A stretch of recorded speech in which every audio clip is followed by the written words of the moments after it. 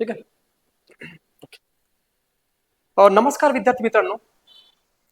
Spark अकॅडमीच्या YouTube चॅनलमध्ये मी पुनश्च तुमचं स्वागत करतो. या ठिकाणी आज आपण चालू घडामोडीचं दुसरं लेक्चर बघत आहोत. आपण सिरीज चालू केली होती. यामध्ये पहिल्या लेक्चरमध्ये आपण या ठिकाणी आंतरराष्ट्रीय सराव युद्धे आहेत ती आपण पाहिली. त्याच्यामध्ये आपण एक प्रॉपर ती बघताना काही ट्रिक्स वगैरे त्या ठिकाणी लागू होतात का आणि लॉंग टर्म साठी ते कसं लक्षात ठेवायला पाहिजे हे आपण पाहिलं. ठीक आहे. असंच एक छोटं टॉपिक घेऊन मी इथे आलोय आज, ज्यामध्ये आपण समित्या कव्हर करणार आहोत. ओके.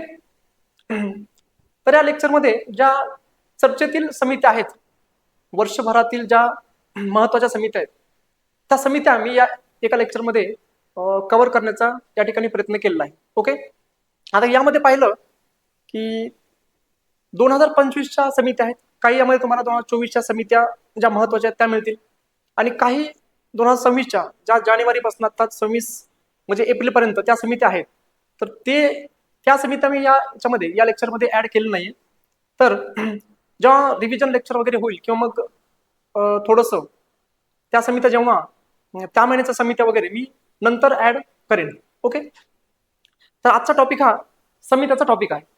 ओके. चलो, आता समित्या बघताना म्हणजे असं काही समित्या हे एक फॅक्च्युअल आहे, खूप फॅक्च्युअल. डिरेक्टली तुम्हाला एक्झाम मध्ये एकतर जोड्या लावा यामध्ये फॉर्मॅटमध्ये या ठिकाणी प्रश्न विचारला जातो, किंवा कधी कधी समिती असते किंवा आणि त्याचा उद्देश या ठिकाणी विचारला जातो. कधी कधी उद्देश विचारला जातो आणि मग त्या ठिकाणी ते समितीचं नाव विचारलं जातं. कधी कधी समिती विचारून ते कुठल्या गव्हर्नमेंटनं फॉर्म केलं, कुठल्या या ठिकाणी सरकारनं ते स्थापन केली, गठीत केली, हे पण विचारलं जातं. तर अशा प्रकारे खूप छोटा टॉपिक आहे, फक्त फॅक्च्युअल आहे. याच्यामध्ये काही असं टेक्निकली खूप डीप जाण्याची गरज नाहीये. ओके. तर तो एक छोटा टॉपिक आपण या ठिकाणी कव्हर करण्याचा प्रयत्न करूया. ओके. चला तर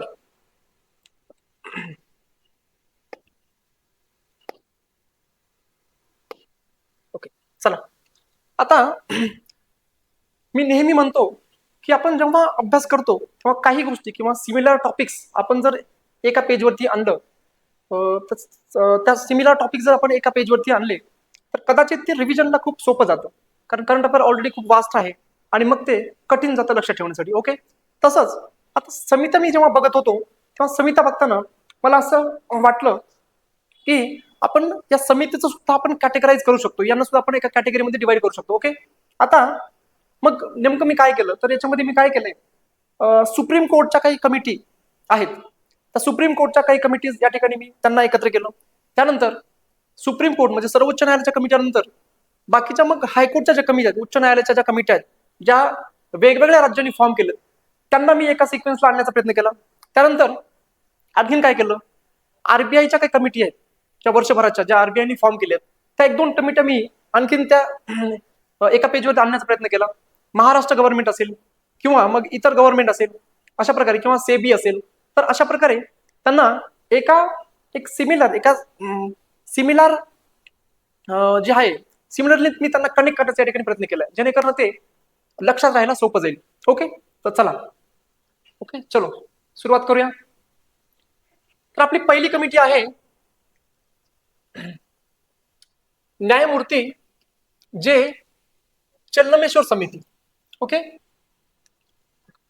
तर ही आहे SIT, स्पेशल इन्व्हेस्टिगेशन टीम आहे. ओके. जे चल्लमेश्वरी म्हणजे जस्टिस चल्लमेश्वर समिती आहे. आता ही फॉर्म झाली होती ऑगस्ट 2025 मध्ये. ओके. आणखीन काय, आणि ही फॉर्म केली कोणी, सुप्रीम कोर्ट ऑफ इंडिया, सर्वोच्च न्यायालयाने हे गठीत केले आहे.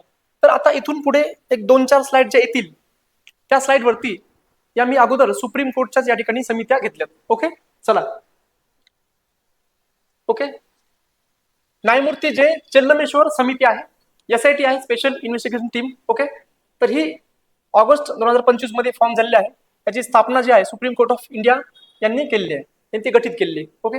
आता मग याचा उद्देश काय? तर बघा, ते वंतारा एक वाईल्ड लाईफ रेस्क्यू सेंटर आहे. म्हणजे वंतारा वन्यजीव या ठिकाणी एक केंद्र आहे. ओके, ते कुठे आहे?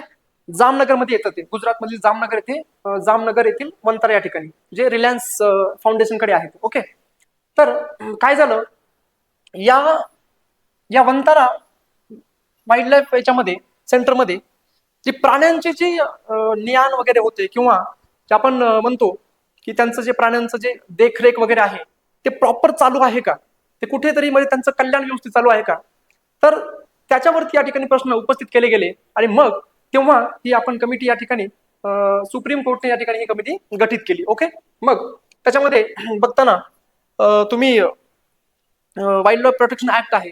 मग त्या सगळ्या त्या पर्यावरणाच्या ऍक्ट नुसार त्या काही गोष्टी आहेत ज्या या ठिकाणी वाईल्ड लाईफ साठीच्या काय ऍक्ट वगैरे आहेत, तर त्यानुसार हे चालतं का हे बघण्यासाठी हे प्रॉपर या ठिकाणी ही समिती गठीत केलेली आहे. ठीक आहे, कुठे?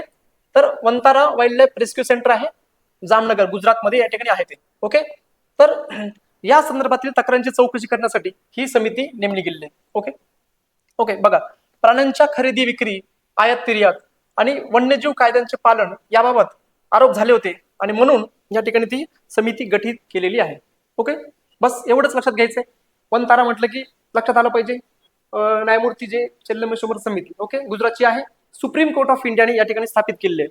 ओके, गठीत केलेली आहे. तर इतकं लक्षात घ्यायचंय. ओके, चला नेक्स्ट.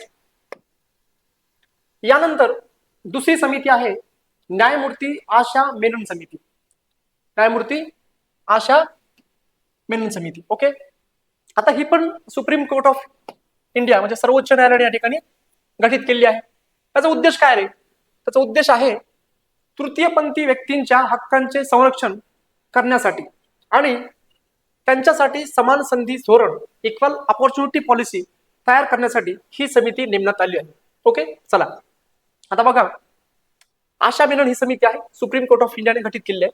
तर ही समिती गठीत करण्यासाठी म्हणजे का गठीत केली, तर विषय असा झाला होता की एका शाळेमध्ये या ठिकाणी ट्रान्सजेंडर शिक्षिका आहे, त्याच्यासोबत या ठिकाणी काही भेदभाव रहित घटना या ठिकाणी गोष्टी घडल्या, आणि तेव्हा त्याची चौकशी करण्यासाठी किंवा मग या तृतीयपंथी व्यक्तींना त्यांच्या हक्कांचं संरक्षण करण्यासाठी, ओके, आणि त्यांच्यासाठी मग आपण काही इक्वल ऑपॉर्च्युनिटी पॉलिसी बनवता येईल का, यासाठी सुप्रीम कोर्टनं ही समिती त्या ठिकाणी गठीत केली होती. बस एवढंच लक्षात घ्यायचंय, बाकी काहीच नाही. ओके, न्यायमूर्ती आशा मेनन समिती, त्यानंतर त्याचा उद्देश काय आणि कुणी गठीत केली, सुप्रीम कोर्ट ऑफ इंडिया. जास्त डीप जाण्याची गरज नाही, कारण हे पेअर बेस्ड असतं किंवा डिरेक्टली त्याचा ऑब्जेक्टिव्ह उद्देश वगैरे विचारतात. ओके, आता हे बघा, कधी कधी लक्षात ठेवणं खूप कठीण असतं. म्हणजे मी नेहमी सांगतो की मग या ठिकाणी आपण काही ट्रिक्स वापरू शकतो का, तर जेव्हा बघतो, आता हे एक फनी ट्रिक्स वगैरे आहेत, त्याचा योगायोग असं काही म्हणजे अर्थ लावायचा प्रयत्न करू नका.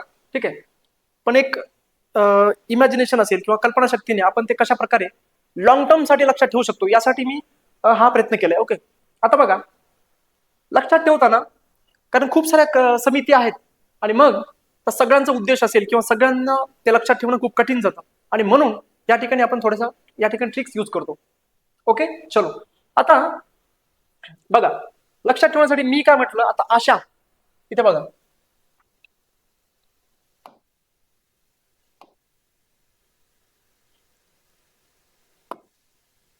ओके, आता आशा आणि या ठिकाणी दुसरा शब्द आहे मेनन. ओके, असं लक्षात घ्या, आशा मेनन. आता आशावरनं आपल्याला एका स्त्रीचा संदर्भ येतो. ओके, एका लेडीजचा या ठिकाणी संदर्भ येतो, आणि मेनन याला तुम्ही जेव्हा इंग्लिशमध्ये तोडता किंवा इंग्लिशमध्ये आपण मॅन कन्सिडर करू, आपल्याला काय करू, मॅन कन्सिडर करू. ओके, आणि अशा प्रकारे मग आपल्याला ही आशा मुलगी पण आहे आणि या ठिकाणी मॅन पण आहे, आणि मग अशा प्रकारे हे आपण याला तृतीय पंथाशी रिलेट करू शकतो. ओके, म्हणजे आशा ही लेडीज पण आहे, म्हणजे स्त्री पण आहे, आणि मेनन फॉर मॅन असं लक्षात घ्या, आणि मग याला तृतीय पंथाशी या ठिकाणी काय करा, रिलेट करा. अशा प्रकारे हे आपण रिलेट करू शकतो. ओके, चलो, बाकी दुसरा काही अर्थ लावण्याचा या ठिकाणी प्रयत्न करायचा नाही. ओके, आशा मेनन समिती जी आहे ती तृतीयपंथी व्यक्तींच्या म्हणजे कीवर्ड्स लक्षात येतो तुमच्या, ते कीवर्ड्स वरून आपण काय करू शकतो, ते लक्षात ठेवू शकतो. चलो नेक्स्ट. यानंतर आहे डॉक्टर रवींद्र भट समिती. ओके, डॉक्टर रवींद्र भट समिती.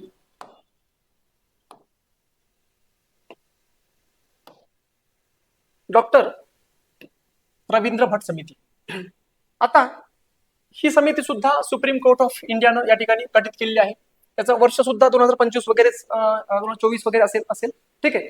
तर वर्ष लक्षात न ठेवता फक्त उद्देश लक्षात घ्या आणि कुणी गठीत केलं हे लक्षात ठेवण्याचा प्रयत्न करा. तर याचा उद्देश आहे विद्यार्थ्यांचं मानसिक आरोग्य आणि आत्महत्या प्रतिबंध समिती असं म्हटलं जातं. म्हणजे या ठिकाणी जेव्हा विद्यापीठामध्ये असेल किंवा शाळेमध्ये वगैरे असेल, हायर एज्युकेशनमध्ये जेव्हा मुलं विद्यार्थी सुसाईड वगैरे करतात आणि मग त्याच्यावरती उपाययोजना करण्यासाठी या ठिकाणी ही समिती गठीत केली आहे, रवींद्र भट समिती. ओके, विद्यार्थ्यांचे मानसिक आरोग्य आणि आत्महत्या प्रतिबंध समिती. आता काही गोष्टी आता रवींद्र भट समिती ही आहे तर लक्षात ठेवणं थोडंसं कठीण जातं. म्हणून काय करायचं, तर कधी कधी नावानिशी जर कुणी जवळचा मित्र वगैरे असेल किंवा रवींद्र भट, ठीक आहे, रवींद्र भट असं तुम्ही इमॅजिन करू शकता. एखादा परोपकारी माणूस आहे. ओके, किंवा मग कुणीतरी जवळचा असा एक तुमच्या ओळखीचा रवींद्र नावाचा मित्र वगैरे आहे आणि विद्यार्थ्यांबद्दल त्याला आस्था आहे, कळवळा आहे आणि तो काय करतो, अशा प्रकारे विद्यार्थी आत्महत्या का करतात आणि मग त्याच्यावरती उपाययोजना काय करायला पाहिजे, तर त्यासाठी तो नेहमी तळमळ करतो. तर अशा प्रकारे तुम्ही थोडंसं तुमचा जवळचा मित्र वगैरे असेल तर असं तुम्ही रिलेट करून त्या ठिकाणी जास्त वेळ जास्त टाइम तुमच्या लक्षात ठेवू शकता. ओके, चला. डॉक्टर रवींद्र भट समिती ही आहे सुप्रीम कोर्ट ऑफ इंडियाची समिती आहे. विद्यार्थ्यांचं मानसिक आरोग्य आणि आत्महत्या या ठिकाणी कशा रोखल्या जातील किंवा याच्यावरती उपाययोजना काय यासाठी ही समिती गठीत केलेली आहे. ओके, चलो नेक्स्ट. यानंतर पुढची समिती आहे न्यायमूर्ती सील नागू समिती. काय आहे, न्यायमूर्ती सील नागू समिती. आता बघा, हे सुद्धा सुप्रीम कोर्ट ऑफ इंडियाची समिती आहे. ओके, सुप्रीम कोर्ट ऑफ इंडियाची समिती आहे. याचा उद्देश काय होता बघा, याचा उद्देश होता, आता ही समिती स्थापन का केली, तर दिल्लीचे न्यायमूर्ती होते यशवंत वर्मा आणि मग त्यांच्या घराला आग लागल्यानंतर या ठिकाणी असं सांगितलं जातं की एक 15 करोड वगैरे ही कथित रक्कम वगैरे ती त्यांना म्हणजे बाहेर पडली. ओके, त्या आग लागल्याच्या नंतर आणि मग त्यासाठी त्यांच्या चौकशीसाठी या ठिकाणी ही समिती गठीत केलेली आहे. ओके, चलो काय बघा उद्देश काय, न्यायमूर्ती सील नागू समिती याचा उद्देश आहे न्यायमूर्ती यशवंत शर्मा यांच्या निवासस्थानी लागलेली आग आणि त्यानंतर सापडलेली अनधिकृत रोकड या प्रकारची इन हाऊस चौकशी करणे हा या समितीचा उद्देश होता. ओके, आता लक्षात ठेवण्यासाठी काय करायचंय बघा, इथे न्यायमूर्ती यशवंत वर्मा दिल्लीचे या ठिकाणी हे दिल्ली हायकोर्टचे काय आहेत, न्यायाधीश आहेत. मग लक्षात ठेवण्यासाठी बघा काय करायचं,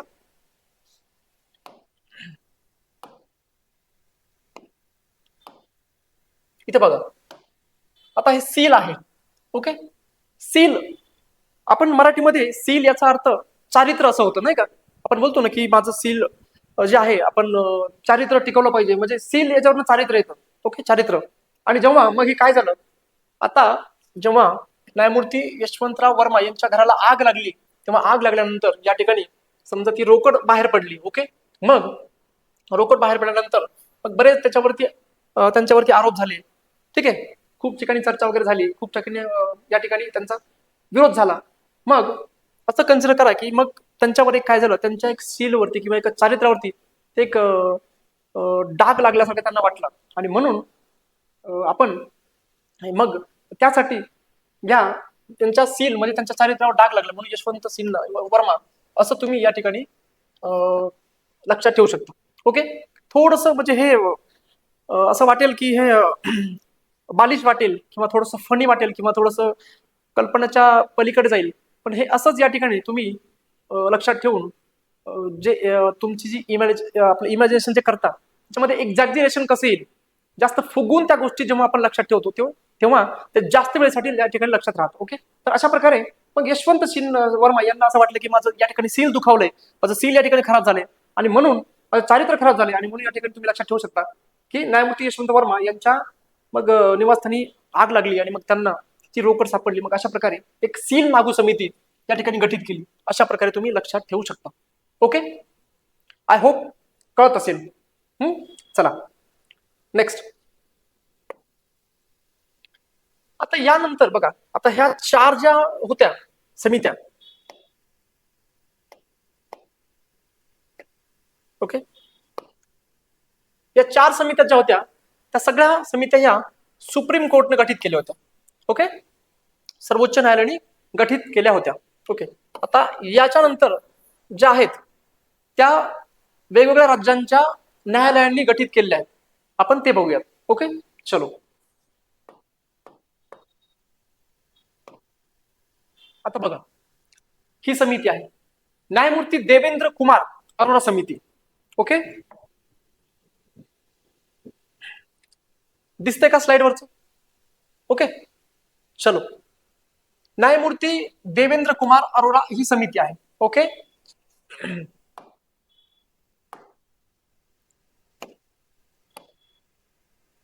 आता ही जी गठीत केली ती अलाहाबाद उच्च न्यायालयाने गठीत केलेली आहे, उत्तर प्रदेश. ओके, त्यांनी गठीत केले. मग याचा उद्देश काय होता? तर बघा, संबल या ठिकाणी एक शाही जामा मस्जिद आहे. ओके, आणि मग शाही जामा मशिदीच्या जेव्हा सर्वेक्षण चालू होतं तेव्हा या सर्वेक्षणादरम्यान त्या ठिकाणी काही हिंसाचार झाला आणि मग या हिंसाचाराची चौकशी करण्यासाठी या समितीची नियुक्ती या ठिकाणी करण्यात आलेली आहे. ओके, अशा प्रकारे म्हणजे या समितीचा उद्देश आहे न्यायमूर्ती देवेंद्र कुमार अरोरा समिती. ओके, कळतंय? ठीक आहे. न्यायमूर्ती देवेंद्र कुमार अरोरा समिती कोणी गठीत केली? अलाहाबाद उच्च न्यायालय, उत्तर प्रदेश. ठीक आहे. संबल या ठिकाणी जी शाही जामा मस्जिद आहे त्या ठिकाणी जेव्हा त्यांचं सर्वेक्षण चालू होतं त्या सर्वेक्षण दरम्यान काही या ठिकाणी हिंसाचार झाला आणि मग या ठिकाणी ही समिती गठीत केली. आता लक्षात ठेवण्यासाठी कसं आता लक्षात करणार तुम्ही? तर आता लक्षात ठेवण्यासाठी बघा, शाही जामा मस्जिद आहे आणि असं लक्षात घ्या की बघा, या मस्जिदीमध्ये हिंसाचार झाला आणि मग हिंसाचार झाल्याच्या नंतर अलाहाबाद उच्च न्यायालयाने देवाचा किंवा देवेंद्र कुमाराचा दावा वगैरे केला. तुम्ही असं लक्षात ठेवू शकता. ओके, अशा प्रकारे थोडस पण ते लक्षात राहील असं मला वाटतं. ओके, चलो. काल न्यायमूर्ती देवेंद्र कुमार अरोरा समिती आहे, अलाहाबाद उच्च न्यायालयाने गठीत केलेले. संबल हिंसाचार चौकशी याला समिती असं म्हटलं जातं. संबल उत्तर प्रदेश येथील शाही जामा मशिदीच्या सर्वेक्षणादरम्यान 24 नोव्हेंबर 2024 रोजी झालेल्या हिंसाचाराची चौकशी करण्यासाठी या समितीची नियुक्ती करण्यात आली आहे. ओके, चलो नेक्स्ट. त्याच्यानंतर आहे, आता बघा, ही झाली अलाहाबाद उच्च न्यायालयाची. त्याच्यानंतर दुसरी जी आहे ही समिती आपण जी पुढची बघतोय ती गठीत केली महाराष्ट्र हायकोर्ट, महाराष्ट्र उच्च न्यायालयानं. समितीचं नाव काय? न्यायमूर्ती साधना जाधव आणि न्यायमूर्ती शालिनी जोशी फणसाळकर समिती. ओके, न्यायमूर्ती साधना जाधव आणि न्यायमूर्ती शालिनी जोशी फणसाळकर समिती. मग त्याचा उद्देश काय होता रे? कुणी गठीत केली? महाराष्ट्र उच्च न्यायालयाने ही गठीत केली. मग याचा उद्देश काय होता? तर महाराष्ट्रातील शाळांमध्ये विद्यार्थ्यांच्या सुरक्षितेसाठी धोरणात्मक आराखडा तयार करण्यासाठी स्थापन करण्यात आली. मला ही जी समिती आहे, जेव्हा बदलापूरमध्ये जेव्हा शाळेमध्ये त्या बदलापूरचं प्रकरण तुम्हाला माहित असेल, जेव्हा ते अत्याचार झाला त्या मुलीवरती, तेव्हा ही समिती, या समितीची या ठिकाणी ही समिती गठीत केली होती महाराष्ट्र हायकोर्टनं. मुंबई या ठिकाणी मुंबईची घटना होती. ठीक आहे. मग त्या ठिकाणी मग त्या विद्यार्थ्यांच्या सुरक्षेसाठी आपल्याला म्हणजे बसमध्ये वगैरे जाताना वगैरे किंवा शाळेमध्ये काही सीसीटीव्ही वगैरे बसवता येईल का, म्हणजे त्या प्रांगणामध्ये असेल किंवा कुठे, कशा प्रकारे आपण त्या विद्यार्थ्यांचं या ठिकाणी प्रोटेक्शन करू शकतो, संरक्षण करू शकतो आणि मग संरक्षणासाठी लागणाऱ्या सगळ्या गोष्टींचं या ठिकाणी साधनं वगैरे आहेत ते कशा प्रकारे आपण मॅनेज करू शकतो, तर यासाठी ही समिती या ठिकाणी नेमण्यात आलेली आहे. ठीक आहे. न्यायमूर्ती साधना जाधव आणि न्यायमूर्ती शालिनी जोशी फणसाळकर समिती. ओके, कोणी गठीत केली? महाराष्ट्र सर्वोच्च न्यायालयाने. महाराष्ट्रातील शाळांमध्ये विद्यार्थ्यांच्या सुरक्षिततेसाठी धोरणात्मक आराखडा तयार करण्यासाठी ही स्थापना करण्यात आली आहे. तर मला वाटतं हे लक्षात ठेवण्यासाठी, आता साधना असेल किंवा शालिनी असेल, नावावरूनच लक्षात येतं की ह्या म्हणजे शाळकरी मुली आहेत.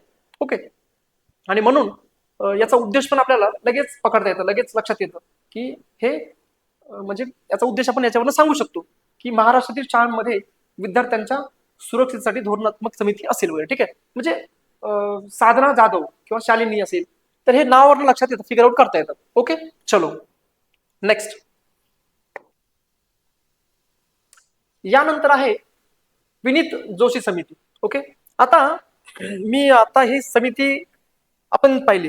आता दोन आपण समित्या पाहिल्या. एक अलाहाबाद उच्च न्यायालयाची गठीत केलेली देवेंद्र कुमार अर्थ समिती. ओके, आणि त्यानंतर आता आपण साधना जाधव आणि न्यायमूर्ती शालिनी जोशी फणसळकर समिती पाहिली, जी महाराष्ट्र सर्व उच्च न्यायालयाने या ठिकाणी गठीत केली. मग आता जेव्हा आता शिक्षणाचा इथे इथे एज्युकेशन म्हणजे शिक्षणाचा संदर्भ येतो. ओके, शिक्षणाचा संदर्भ येतो म्हणून मी काय केले माहितीये का, तर हे याच्या नंतरच्या ज्या समित्या आहेत,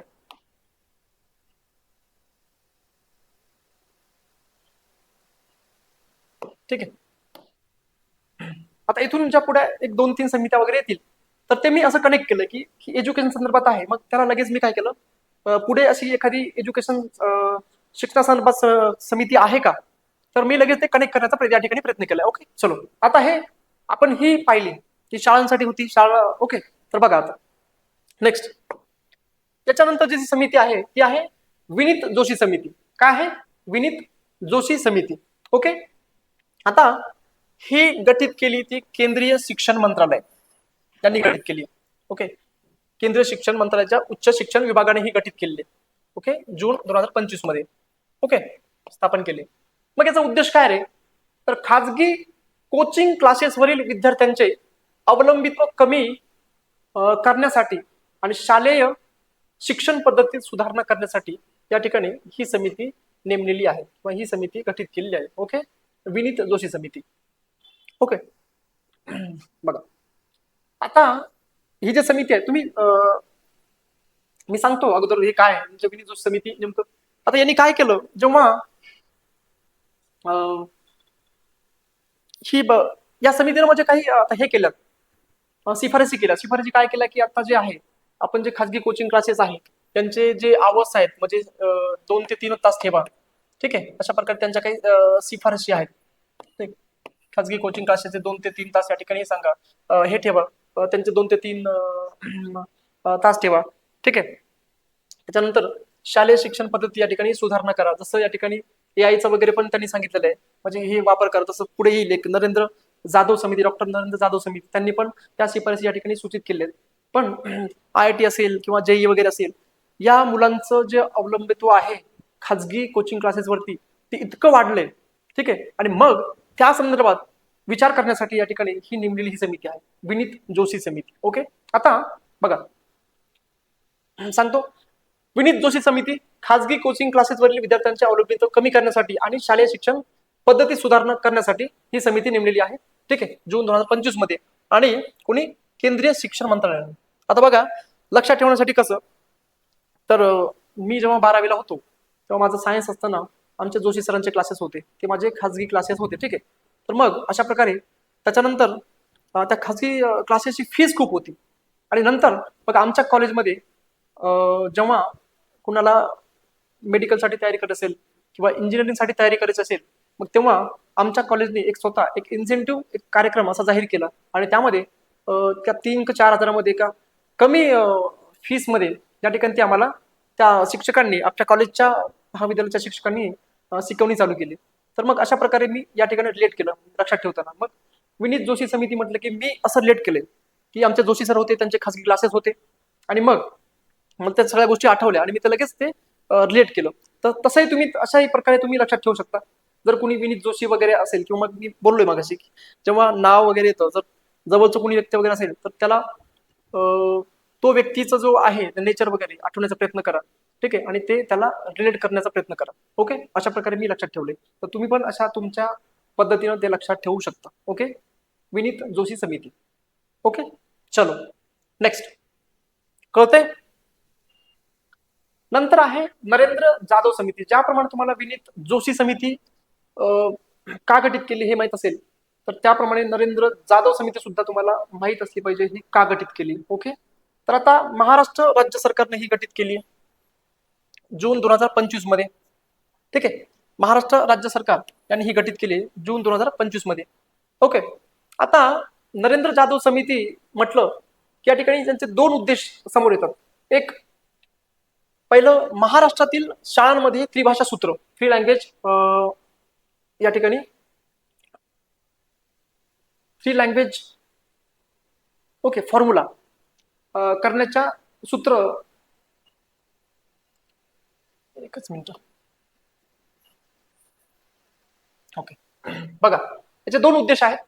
महाराष्ट्रातील शाळांमध्ये त्रिभाषा सूत्र लागू करण्याच्या धोरणाचा आढावा घेण्यासाठी, आणि दुसरी गोष्ट, पहिलीपासून हिंदी भाषा अनिवार्य, ठीक आहे, पहिलीपासून हिंदी भाषा अनिवार्य करण्याचा निर्णय घेण्यासाठी, म्हणजे निर्णय घेण्यासाठी, याचा आढावा घेण्यासाठी नरेंद्र जाधव समिती आहे. ठीक आहे, डॉक्टर नरेंद्र जाधव ही समिती.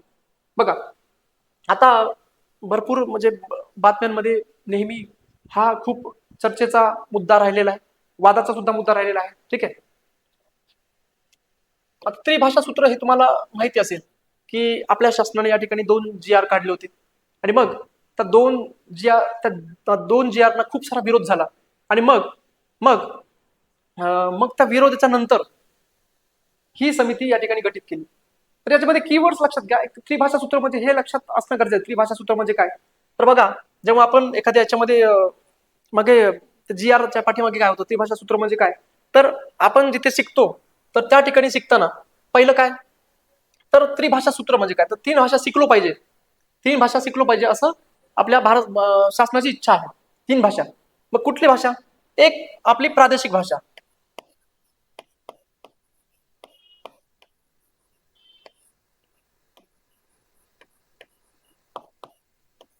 ठीक आहे. दुसरी आपली एक राष्ट्रीय भाषा,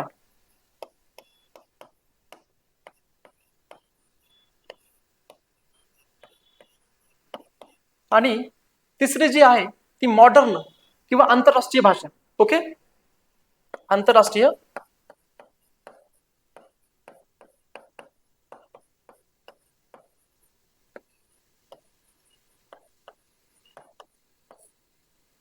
आंतरराष्ट्रीय भाषा.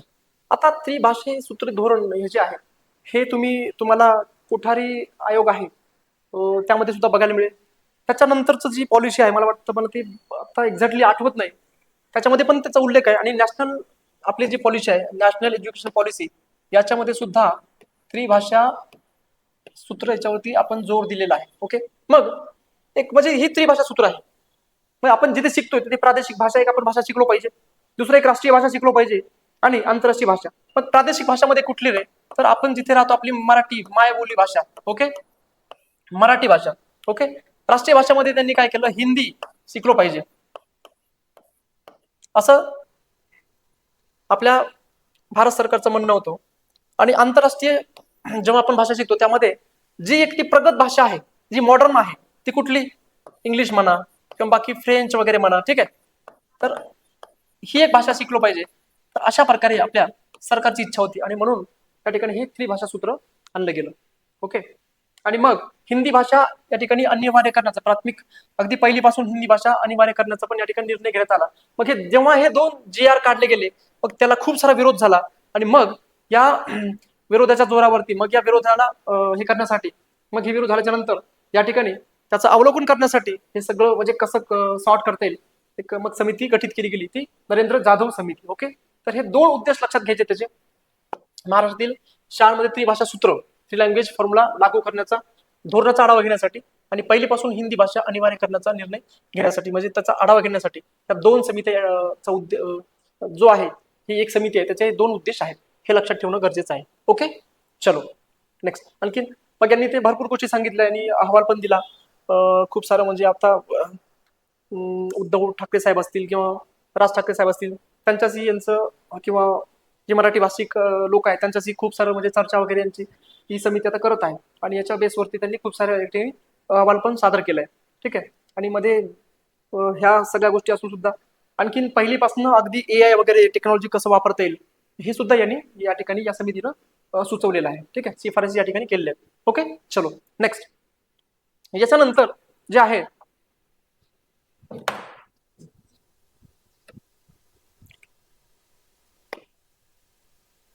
यानंतरची समिती आहे ती अनिल राव समिती. ओके, नरेंद्र जाधव समिती लक्षात ठेवण्यासाठी असं मला नाही वाटत तुम्हाला काही ट्रिक्स वगैरे देण्याची गरज असेल, किंवा मग नाही का, डॉक्टर नरेंद्र जाधव हे एक शिक्षण तज्ज्ञ आहेत आणि त्याच्यावरून थोडंसं तुम्ही रिलेट करू शकता. ओके, असं मला वाटतं. ठीक आहे, चला. यानंतरची समिती आहे ती आहे अनिल राव समिती. काय आहे? अनिल राव समिती. ओके, अनिल राव समिती. आता बघा, महाराष्ट्र सरकारने ही गठीत केली. ओके, जुलै 2025. आता याला महाराष्ट्र सार्वजनिक विद्यापीठ कायदा सुधारणा समिती असं सुद्धा म्हटलं जातं. ठीक आहे, महाराष्ट्र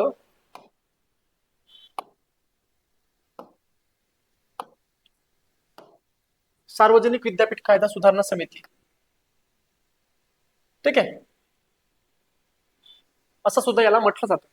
ओके, आणि उद्दिष्ट काय, तर महाराष्ट्रातील सार्वजनिक विद्यापीठांच्या सध्याच्या कायद्यांमध्ये, उदाहरणार्थ कवित्री बहिणाबाई चौधरी उत्तर महाराष्ट्र विद्यापीठ असेल, किंवा यशवंतराव चव्हाण महाराष्ट्र मुक्त विद्यापीठ असेल, यांच्या जी कायदे आहेत त्यांच्या कायद्यांमध्ये काही बदल करता येईल का, त्या अनुषंगानं ही समिती स्थापन केलेली आहे. ओके, अनिल राव समिती. ठीक आहे, अशा प्रकारे. ओके, अनिल राव समिती, महाराष्ट्र सार्वजनिक विद्यापीठ कायदा सुधारणा समिती असं म्हटलं जातं. जुलै 2025 मध्ये आपण गठीत करतो. उद्दिष्ट लक्षात घ्यायचंय. ठीक आहे, ही जी कायदे आहेत, जे विद्यापीठांची कायदे आहेत, कवित्री बहिणाबाई चौधरी उत्तर महाराष्ट्र विद्यापीठ असेल, किंवा यशवंतराव चव्हाण महाराष्ट्र मुक्त विद्यापीठ असेल, किंवा मग इतर काही विद्यापीठ असतील, मग त्यांचे जे कायदे आहेत त्या कायद्यांमध्ये एक सूत्रता आणता येईल का, यासाठी ही कमिटी या ठिकाणी स्थापन केली आहे. आणि आणखीन एक गोष्ट, आपण जेव्हा नॅशनल एज्युकेशन पॉलिसी बघतो, तर त्याशी सुसंगत आणखीन काही गोष्टी करता येईल का, त्यासाठी सुद्धा ही समिती या ठिकाणी काम करते. आणि विशेष म्हणजे मग याला अनुषंगाने, नॅशनल एज्युकेशन पॉलिसीच्या याला अनुषंगाने जे आहे, पुढील 5 वर्षामध्ये काय धोरणं आखायची आहेत, त्यासाठी सुद्धा ही समिती या ठिकाणी काम करते, हे लक्षात घ्यायचं. ओके, चलो. अनिल राव समिती या समितीचं नाव आहे. आता हे लक्षात ठेवताना बघा, मी म्हटलं की एखादा व्यक्ती वगैरे असेल, त्याला रिलेट करण्याचा प्रयत्न करा. आता अनिल राव म्हटलं की माझा एक मित्र आहे अनिल. ओके, माझा मित्र आहे अनिल. मग तो हुशार आहे, अनिल हा खूप हुशार आहे. पण काय होतं, जेव्हा एक्झाम वगैरे जवळ येते, ठीक आहे, जेव्हा तो मेन्सला वगैरे असतो, ठीक आहे, मग तो आहे ना, अगदी कमी कालावधीत, जेव्हा त्याच्याकडे खूप कमी दिवस असतात, 1 महिना वगैरे 1.5 महिना असेल, मग तो हायपर होतो. काय करावं काही कळत नाही. ठीक आहे, मग अशा प्रकारे मग असं आम्ही काय करतो, मग आम्ही दोघं तिघं मित्र मिळून त्याच्याकडे जातो आणि मग त्याला सांगतो की जास्त हायपर वगैरे होऊ नको, तू टेन्शन घेऊ नकोस, आणि पुढील जे आहे, पुढील एक्झामसाठी किंवा शांततेत पुढील एक्झामसाठी काय कर, एक आराखडा तयार कर, म्हणजे असं. तर आम्ही असं सांगतो की तुम्ही असं सांगा की अनिल राव समिती, आता मी ते असं रिलेट केलं कारण तो हायपर होतो आणि मग ते लगेच लक्षात राहतं. आणि आम्ही मग त्याला सांगितलं, तुम्ही असं सांगा की पुढील 5 वर्षांचा जे धोरणाचा आराखडा आहे, तू असं तयार कर, जेणेकरून तू शांततेत या ठिकाणी एखादी एक्झाम पास होशील. आणि मग तशा प्रकारे त्याला स्ट्रॅटेजी आखण्यासाठी आम्ही त्याला सांगितलं की पुढील 5 वर्षाचं जे आहे धोरणात्मक आराखडा या ठिकाणी तयार कर. आणि मग जे विद्यापीठ वगैरे आहेत, कुठे तुझ्या एज्युकेशन मध्ये काही प्रॉब्लेम होतोय का, कुठे काही अडथळा येतोय का, मग त्या हिशोबाने सुद्धा तू काही चेंजेस करू शकतोस, तर ते त्या कायद्यामध्ये चेंजेस करू शकतोस का. तर अशा प्रकारे आम्ही त्याला समजून सांगितलं.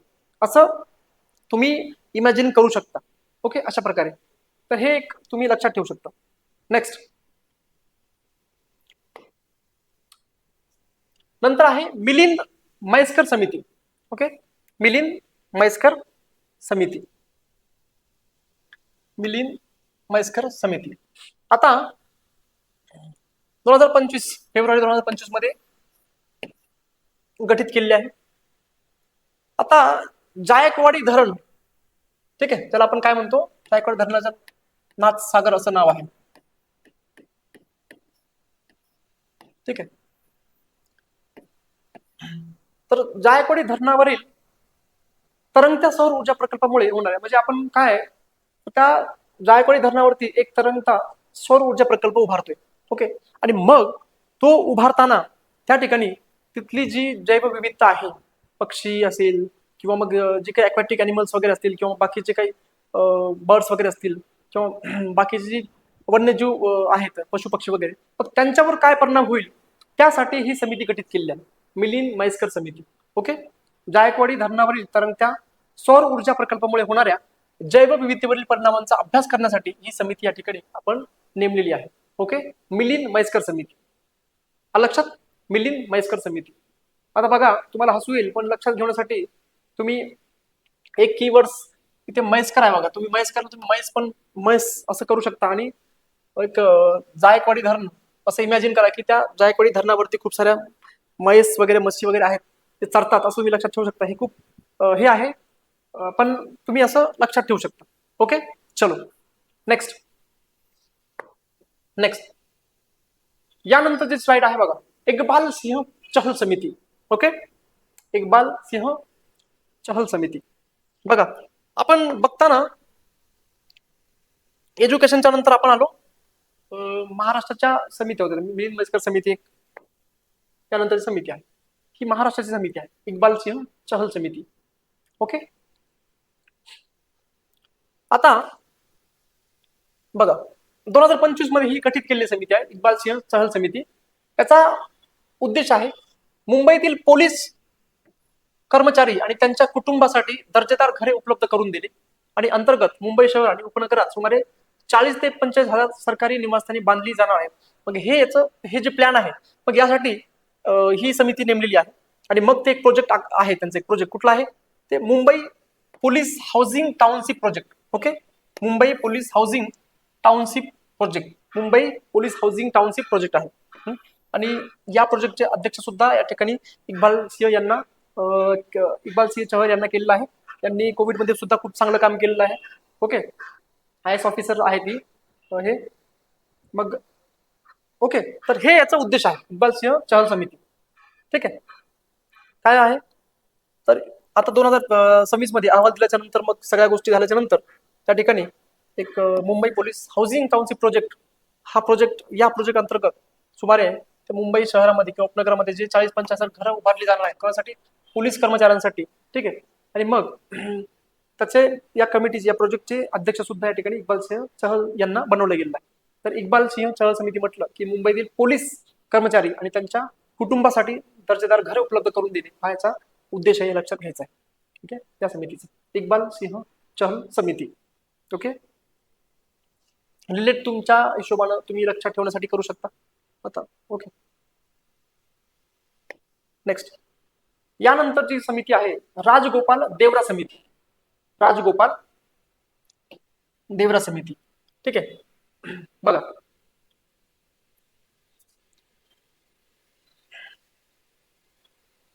ओके, राजगोपाल देवरा समिती. बघा, याचा उद्देश आहे सरकारी साखर कारखाना कर्ज थक हमी समिती आहे. सरकारी सहकारी साखर कारखाना कर्ज थक हमी समिती आहे. ठीक आहे. सरकारी साखर कारखाना कर्ज थक हमी समिती. ओके. त्याच्यानंतर या ठिकाणी एक महारेरा अपिलीय न्यायाधिकरण आहे आणि याचं त्यांना अध्यक्ष सुद्धा केलेलं आहे. यांची या ठिकाणी सदस्यपदी या ठिकाणी नेमणूक झालेली आहे. तर हे लक्षात घ्या. ओके.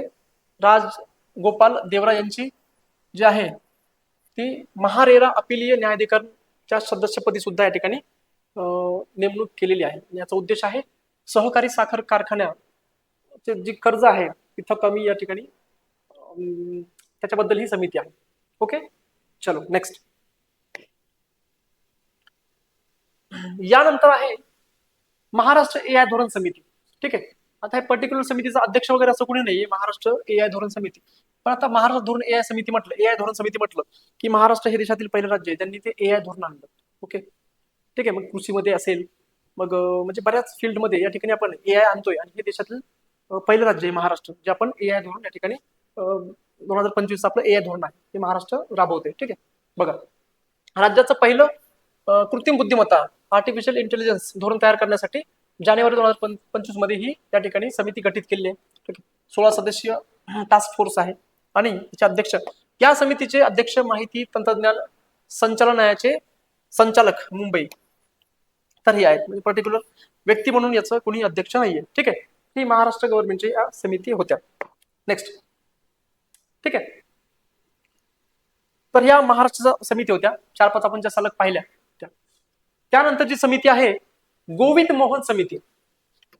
गोविंद मोहन समिती. ओके. आता बघा, ही गठीत केली आहे केंद्र सरकारनं आणि ही जून 2025 मध्ये गठीत केली आहे. मग याचा उद्देश काय होता रे, तर अहमदाबाद विमान अपघात चौकशी. तर मला वाटतं अहमदाबाद ते लंडन या ठिकाणी जे विमान होतं, तर ते ऍक्सिडेंट झाल्याच्या नंतरची चौकशी करण्यासाठी ही समिती या ठिकाणी नेमलेली आहे, गोविंद मोहन समिती. ओके, चलो बघा. आणि मग लक्षात ठेवण्यासाठी बघा काय लक्षात घेऊ शकता, गोविंद मोहन, तुमचे दोन फ्रेंड्स वगैरे कोणी असं जवळचं कोणी असेल गोविंद मोहन, आणि त्यांना इमॅजिन करा ती लोक या ठिकाणी एअरपोर्टवरती जातात आणि सगळ्या गोष्टी, त्यांना पण जायचं असतं बाहेर फिरायला वगैरे विमानानं, पण ते समोरासमोर एखादं ऍक्सिडेंट बघतात आणि म्हणून तुम्ही रिलेट करू शकता की गोविंद मोहन समिती म्हटलं की अहमदाबाद विमान अपघात. ठीक आहे, गोविंद मोहन समिती अहमदाबाद याला कनेक्ट करा. ओके. आणि अपघात चौकशी समिती केंद्र सरकार समिती आहेत. तिथून पुढच्या ज्या समिती आहेत त्या केंद्र सरकारच्या समिती आहेत. ओके, चलो. ठीक. त्यानंतरची समिती आहे BVR सुब्रमण्यम समिती. BVR सुब्रमण्यम समिती एप्रिल 2025 मध्ये ही गठीत केली. ठीक आहे, केंद्र सरकारची समिती आहे. केंद्र सरकारची ही समिती आहे. त्याचा उद्देश काय, तर नॅशनल उत्पादन मिशन, नॅशनल मॅन्युफॅक्चरिंग मिशन 2025-26च्या केंद्रीय अर्थसंकल्पात घोषित करण्यात आलेल्या राष्ट्रीय उत्पादन मिशनचा आराखडा आणि धोरण तयार करण्यासाठी समिती आहे. ठीक आहे, BVR सुब्रमण्यम समिती. BVR सुब्रमण्यम समिती, नॅशनल मॅन्युफॅक्चरिंग मिशन हे माहित असलं पाहिजे. ते काय नाहीये, आपण हा जो आहे मेक इन इंडिया असेल किंवा मेड इन इंडिया, याचा एक पार्ट म्हणजे एक हे आहे, भाग आहे की make in India, made in India जी अंतर्गत.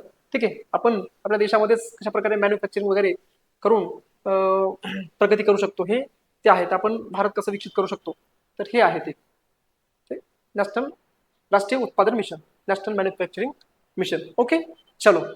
तर बघा कुठली BVR सुब्रमण्यम समिती आहे, एप्रिल 2025 मध्ये फॉर्म झाली, केंद्र सरकारनं फॉर्म केली आणि त्याचा उद्देश. ओके, चलो नेक्स्ट. नंतर आहे रमेशचंद कार्यगट आहे, ही एक समिती आहे.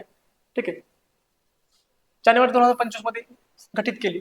तर भारताच्या घाऊक किंवा किंमत निर्देशकांचा आधारभूत वर्ष बेस इयर बदलण्यासाठी. ठीक आहे, होलसेल प्राइस इंडेक्सचा या ठिकाणी बेस इयर बदलण्यासाठी या ठिकाणी ही समिती नेमलेली आहे. 2011-12 वरून जे आहे 2011-12 हे बेस इयर बदलून या ठिकाणी 2022-23 हे बेस इयर स्वीकारा म्हणजे शिफारशी पण यांनी केलेल्या आहेत. ठीक आहे, भारताच्या रमेशचंद कार्यगट आहे, भारताच्या घाऊक किमती निर्देशकांचा आधारभूत वर्ष बेस इयर बदलण्यासाठी. ओके, चलो.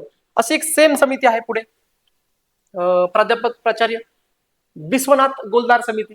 ओके, आणि भारताच्या नॅशनल अकाउंट स्टॅटिस्टिक्सनं हे केलंय म्हणजे. ठीक आहे, गठीत केली आहे.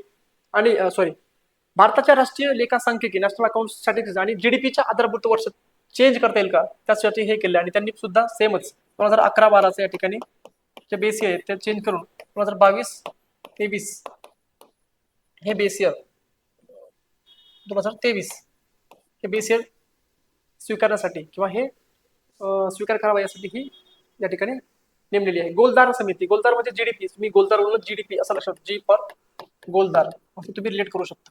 ठीक आहे, नेक्स्ट. त्याच्यानंतरची समिती आहे राधा श्याम राठो समिती. राधा श्याम राठो समिती बघा, तर बघा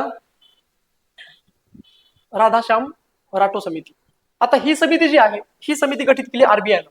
ओके,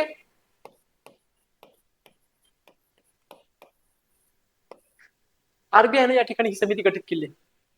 ही पूर्वी बघा राधाश्याम राठो समिती या अगोदर रुपयाच्या आंतरराष्ट्रीय करणावरील कार्यगट 2023 मध्ये हे नेमलं होतं. ठीक आहे, हे 2023 मध्ये सुद्धा या उद्देशासाठी ही समिती नेमण्यात आली होती. पण आता जी रिसेंटली ही जी आहे ती नेमली गेली, ती जी आपले फायनान्शियल मार्केट आहे, जे वित्तीय बाजार आहे, त्याच्यामध्ये फायनान्शियल मार्केटमध्ये आपण ट्रेडिंग करतो किंवा सेटलमेंट करतो, तर त्यांच्या वेळेमध्ये थोडंसं वाढ वगैरे करता येईल का, तर त्या हिशोबाने ही समिती या ठिकाणी नेमलेली आहे. ठीक आहे, आणि म्हणून मग त्यांनी शिफारसी केल्या. म्हणजे आपण जे फायनान्शियल मार्केट आहे, ठीक आहे, आता फायनान्शियल मार्केट तुम्हाला माहित असेल, फायनान्शियल मार्केट. ठीक आहे, त्याच्यामध्ये मनी मार्केट आहे, मनी मार्केट म्हणतो आपण, कॅपिटल मार्केट असेल किंवा फॉरेन ट्रेडिंग वगैरे या सगळ्या गोष्टी. ओके, तर ते यांच्यामध्ये त्यांच्या वेळेमध्ये आपण जेव्हा ट्रेडिंग करतो किंवा व्यापार करतो, किंवा सेटलमेंट वगैरे करतो, तर वेळ वगैरे थोडंसं वाढवता येईल का किंवा कमी जास्त करता येईल का, तर त्यासाठी ही समिती नेमली होती, राधाश्याम राठोड समिती. ओके. तर बघा, मग यांनी शिफारस वगैरे केल्या. मग त्यांनी जी ट्रेडिंगचा जो टाइम आहे तो 9 ते 7, सकाळी 9 ते संध्याकाळी 7 असा केला. नंतर मग आपण जेव्हा हे करतो, रेपो रेट वगैरे जे आहे, रेपोच आहे, रिव्हर्स रेपोचं वगैरे जे आपण ट्रेडिंग करतो, ते पण त्यांनी ते संध्याकाळी 4 वाजेपर्यंत असं काहीतरी ते टायमिंग वगैरे म्हणजे वेळ त्यांनी वाढवायला या ठिकाणी शिफारसी केल्या होत्या. तर राधाश्याम राठोड समिती. थोडंसं जर लक्षात घेतलं, आरबीआयची समिती आहे आणि जर व्यक्तीचं नाव जर वाचलं तर बघा थोडंसं असं मारवाडी टाईप वगैरे असं व्यक्तीचं नाव वाटतं, राधा श्याम राठोड वगैरे. आणि मारवाडी लोक म्हणजे हुशार असतात त्या ठिकाणी व्यापार करला, तर हे थोडंसं तुम्ही इथे असं लक्षात ठेवू शकता. ओके, चलो नेक्स्ट. त्याच्यानंतर आहे एम के जैन समिती. ओके, एम के जैन समिती. एम के जैन समिती आहे. ओके. नॅशनल हाऊसिंग बँक पुनर्रचना समिती. नॅशनल हाऊसिंग बँक पुनर्रचना समिती असं म्हटलं जातं. उद्देश आहे, केंद्र सरकारने हे जानेवारी 2025 मध्ये गठीत केली आहे. Okay, 10 minute.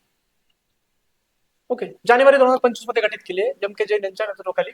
नॅशनल हाऊसिंग बँकेच्या कामकाजाचे पुनरावलोकन करण्याची ही समिती नेमली आहे. आणि एक आणखीन दुसरं ही एक आहे, युनिव्हर्सल ज्या बँक वगैरे आहे किंवा स्मॉल फायनान्स बँक आहेत, त्यांचे जे अर्ज वगैरे आले, ऍप्लिकेशन आले, त्यांचं मूल्यांकन करून या ठिकाणी सांगायचं, शिफारसी सुचवायच्या, ते आरबीआयनं फॉर्म केली.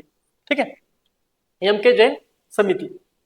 तर एम के जैन समिती म्हटलं की दोन या ठिकाणी उद्देश लक्षात घ्या. एक नॅशनल हाऊसिंग बँक पुनर्रचना समिती असं म्हटलं जातं, आणि दुसरं काय तर युनिव्हर्सल ज्या बँक आहेत किंवा स्मॉल फायनान्स बँक आहेत, त्यांच्या जे ऍप्लिकेशन येतात त्यांची अर्जांची छाननी करणं, त्यांचं मूल्यांकन करून शिफारसी सुचवण्याचं काम या ठिकाणी या समितीवरती आहे. ठीक आहे, आरबीआयने गठीत केले. दोन समित्या पाहिल्या आपण. पहिली एक कुठली आहे, राधाश्याम राठोड समिती, जी आरबीआयने गठीत केली आहे. त्याच्यानंतर आहे एम के जैन समिती. ओके, नेक्स्ट पुष्पक भट्टाचार्य समिती. आता पुष्पक भट्टाचार्य समिती लक्षात घ्या, नावावरनं लक्षात येतच नाही की ही समिती म्हणजे इंटरेस्टिंग समिती आहे, कोणी गठीत म्हणजे कोण गठीत करेल. ओके, तरी प्राचार्य आहेत पुष्पक भट्टाचार्य. आणि ही समिती गठीत केली, आपल्याला असं वाटेल की केंद्र सरकार असेल, म्हणजे डिरेक्टली वन लाईन मध्ये क्वेश्चन येऊ शकतो की ही समिती आहे ते कोणी गठीत केली. ओके, आणि मग लक्षात राहणं थोडंसं कठीण आहे किंवा आपण फिगर आउट करू शकत नाही जर ते वाचण्यात वगैरे नसेल तर. ओके, तर मग बघा नीट लक्षात घ्या, ही समिती जी गठीत केली ती आरबीआयने गठीत केली. कोणी गठीत केली आहे? आरबीआयनं. ओके, आरबीआयने ही समिती गठीत केली आहे. या समितीचे नाव जे आहे याला आपण फ्री एआय समिती असं सुद्धा म्हटलं जातं. What is long form of free AI? Framework for responsible and ethical enablement of artificial intelligence असं याचं ते नाव आहे, समितीचं नाव आहे. ओके, काय नाव आहे? फ्री एआय समिती. आणि फ्री एआयचं long form okay, framework for responsible and ethical enablement of artificial intelligence असं याचं नाव आहे. प्रमुख उद्देश काय? याचा उद्देश असा आहे की वित्तीय क्षेत्रात, ठीक आहे, बँकिंग असेल किंवा फिनटेक इत्यादी, जी एआय आहे, कृत्रिम बुद्धिमत्तेचा जबाबदार आणि नैतिक वापर सुनिश्चित करण्यासाठी मार्गदर्शक आराखडा तयार करणे हे याचं काम आहे. म्हणजे आपण जे ज्या ठिकाणी मार्केट आहे, फायनान्शियल मार्केटमध्ये आपण एआयचा कशा योग्य प्रकारे आपण या ठिकाणी वापर करू शकतो, त्या हिशोबानं त्या अनुषंगाने ही समिती या ठिकाणी गठीत केलेली आहे. ठीक आहे, ओके. कुठली? पुष्पक भट्टाचार्य समिती. हे आरबीआयने गठीत केले, लक्षात घ्या, प्राचार्य पुष्पक भट्टाचार्य समिती. ओके, चलो नेक्स्ट. यानंतर जे आहे समिती, आता इतर राज्यांच्या समिती आहेत. आर रामकृष्णन समिती. आर रामकृष्ण समिती आहे. आर रामकृष्ण समिती. ओके, नागालँड सरकारची ही समिती आहे. ठीक आहे. नोकरी आरक्षण पुनरावलोकन आयोग, commission for review of reservation. तर हे रिझर्वेशन वरती म्हणजे जॉब, याला जॉब रिझर्वेशन कमिटी सुद्धा म्हटलं जातं, की कशा प्रकारे जॉबमध्ये रिझर्वेशन दिलं जाईल त्या हिशोबाने ही समिती या ठिकाणी नेमलेली. फक्त या ठिकाणी आर रामकृष्ण समिती लक्षात घ्या, नागालँड सरकारची समिती आहे. ठीक आहे, रामकृष्ण म्हटलं की थोडस त्या ईशान्य भागाकडे जातं पण लवकर लक्षात येत नाही. ठीक आहे, तर थोडंसं लक्षात ठेवण्याचा प्रयत्न करा. आर रामकृष्ण समिती नागालँड सरकारने स्थापन केली आहे. ठीक आहे, नोकरी आरक्षण म्हणजे आरक्षण, नोकरीमध्ये आरक्षणाचा विचार करण्यासाठी ही समिती स्थापन केली नागालँड सरकारची. नेक्स्ट, MP गुप्ता समिती. ओके, MP गुप्ता समिती स्पेशल इन्व्हेस्टिगेशन टीम आहे, SIT आहे. तर आसाम सरकारची ही कमिटी आहे किंवा आसाम सरकारने ही गठीत केली आहे. त्याचा उद्देश आहे, आसामचे जे सुप्रसिद्ध गायक होते आणि कलाकार जुबिन गर्ग त्यांचं काय झालं, सिंगापूरच्या समुद्रामध्ये या ठिकाणी त्यांचा बुडून मृत्यू झाला आणि मग त्याची चौकशी करण्यासाठी ही SIT स्पेशल इन्व्हेस्टिगेशन टीम या ठिकाणी गठीत केली होती. ओके, MP गुप्ता समिती. आता लक्षात ठेवण्यासाठी बघा, या ठिकाणी जुबिन गर्ग हे लक्षात घ्या, जुबिन गर्ग, इथे गर्ग आणि गुप्ता असं तुम्ही रिलेट करू शकता, गर्ग गुप्ता. ओके, आसाम सरकारची ही समिती आहे. नेक्स्ट, यानंतर आहे न्यायमूर्ती कुरियन जोसेफ समिती. न्यायमूर्ती कुरियन जोसेफ समिती. ओके, नावावरनं थोडंसं लक्षात येतं की हे साऊथच्या भागाकडचं म्हणजे नाव आहे, कुरियन जोसेफ समिती. ओके, आणि मग बघा एक्झॅक्टली हे साऊथकडचं नाव असल्या कारणाने हे साऊथचं एक स्टेट, एखादा स्टेट वगैरे असेल असं आपल्याला फिगर आउट करता येतं. आणि मग ही स्थापन केली ती तामिळनाडू सरकारने या ठिकाणी स्थापन केलेली आहे. ओके, आणि याचा उद्देश आहे केंद्र राज्य या ठिकाणी आढावा घेणे आणि मग केंद्र राज्य संबंध ते अधिक या ठिकाणी स्ट्रॉंग करण्यासाठी ही समिती गठीत केली. ओके, केंद्र राज्याचा आढावा घेणे म्हणजे केंद्र राज्य संबंध साठी त्याच्या पूर्वी पण समिती आहेत, ते तुम्हाला माहित असलं पाहिजे. जसं की याच्यापूर्वी राजमन्नार कमिटी सुद्धा तामिळनाडू सरकारने गठीत केली आहे. त्यानंतर तुम्हाला सरकारी आयोग माहित असलं पाहिजे, उंची आयोग सुद्धा या ठिकाणी लक्षात तुम्हाला आलं पाहिजे, ते पण केंद्र राज्य संबंधाचा साठी या समिती आहे. तर न्यायमूर्ती कुरियन जोसेफ समिती ही आहे, स्थापन आहे तामिळनाडू सरकारने केली. ओके, केंद्र राज्य संबंध वाढवण्यासाठी किंवा त्यांचा आढावा घेण्यासाठी ही समिती स्थापन केलेली आहे. नेक्स्ट, त्याच्यानंतर आहे रोहित राजपाल समिती. आता याच्यानंतर आता आपण पाहिलं की काही राज्यांचे कमिटीज आहेत ते आपण पाहिलं. ओके, याच्यानंतर जे आहे 1-2 कमिटीज आहेत त्या स्पोर्ट्स रिलेटेड आहे, तर त्या कमिटी लक्षात घेऊयात. एक आहे रोहित राजपाल समिती. रोहित राजपाल, तर हे राजपाल म्हणजे आपले राजपाल यादव नाहीत, तर रोहित हे वेगळे आहेत, रोहित राजपाल. ठीक आहे, रोहित राजपाल समिती आता स्थापन कोणी केली, तर इंडियन ऑलिम्पिक असोसिएशननं स्थापना केलेली आहे. आणि जे डोपिंगचे मुद्दे वगैरे आहेत, ठीक आहे, तर हे हाताळण्यासाठी या ठिकाणी हे पूर्वी जे कमिटी आहे ते व्हॉलीबॉलचं वगैरे एक तुम्हाला सापडेल उल्लेख, व्हॉलीबॉलची सुद्धा काहीच डोपिंगचं वगैरे प्रकरण वगैरे होतं त्या व्हॉलीबॉलमध्ये सुद्धा, ते चौकशी करण्यासाठी सुद्धा ही समिती या ठिकाणी गठीत केली होती. पण इथे लक्षात घ्या, रोहित राजपाल समिती आहे जे डोपिंगचं राजपाल. ओके, राजपाल यादव असं लक्षात घ्या, रोहित राजपाल डोपिंगचे मुद्दे वगैरे हाणण्यासाठी. तर इंडियन ऑलिम्पिक असोसिएशन, ठीक आहे, हे लक्षात घ्या. स्थापना 1927 काहीतरी आहे, इंडियन ऑलिम्पिक असोसिएशन. आता सध्या अध्यक्ष कोण आहे त्याचे, PT उषा आहे का, PT उषा आहेत असं मला वाटतं, एकदा तुम्ही कन्फर्म करा. ओके, PT उषाच्या अध्यक्षा सध्या आहेत किंवा चेंज झाले का हे तुम्ही बघा एकदा. इंडियन ऑलिम्पिक असोसिएशन कळतंय. रोहित राजपाल समिती आहे, स्थापना कोणी केली, इंडियन ऑलिम्पिक असोसिएशन, डोपिंगचे मुद्दे हाताळण्यासाठी किंवा त्याचं लक्ष देण्यासाठी हे आहे. नंतर आहे मधुकांत पाठक समिती, सेम आहे, स्थापन कोणी केली, इंडियन ऑलिम्पिक असोसिएशनने स्थापन केलेली आहे. तर भारतीय बॉक्सिंग, उद्देश काय, भारतीय बॉक्सिंग महासंघाच्या निवडणुकांना झाल्याने कारभार सांभाळण्यासाठी एक सिंपल आहे, तर ही समिती या ठिकाणी स्थापन केली, मधुकांत पाठक समिती. ओके, चलो नेक्स्ट. त्याच्यानंतर आहे सुशील कुमार समिती, खूप महत्वाची समिती आहे, जुनी समिती आहे, रिसेंटची नाहीये, पण प्रश्न बनू शकतो, स्ट्रॉंग आहे, कारण पंचायत हा भाग नेहमीच आपल्या सिलेबसमध्ये आहे आणि नेहमीच त्याच्यावरती प्रश्न पडतात, म्हणून सुशील कुमार समिती. ओके, आता नावावरनं थोडंसं लक्षात घ्या, सुशील कुमार म्हटलं की नॉर्थ टाईप थोडंसं नाव वगैरे वाटतं. ओके, आता हे स्थापन केले ते मिनिस्ट्री ऑफ पंचायती राज मंत्रालयाने या ठिकाणी स्थापन केले आहे. ओके, आणि याचा उद्देश काय, तर पंचायती राज व्यवस्थापनेमध्ये महिलांच्या प्रभावी सहभागाचा अभ्यास करण्यासाठी, म्हणजेच त्या ठिकाणी सरपंचपती ही जी प्रथा आहे त्याला आळा घालण्यासाठी ही समिती या ठिकाणी आपण गठीत केलेली आहे, सुशील कुमार समिती. ठीक आहे, मिनिस्ट्री ऑफ पंचायत राज यांनी ते गठीत केलेले आहे.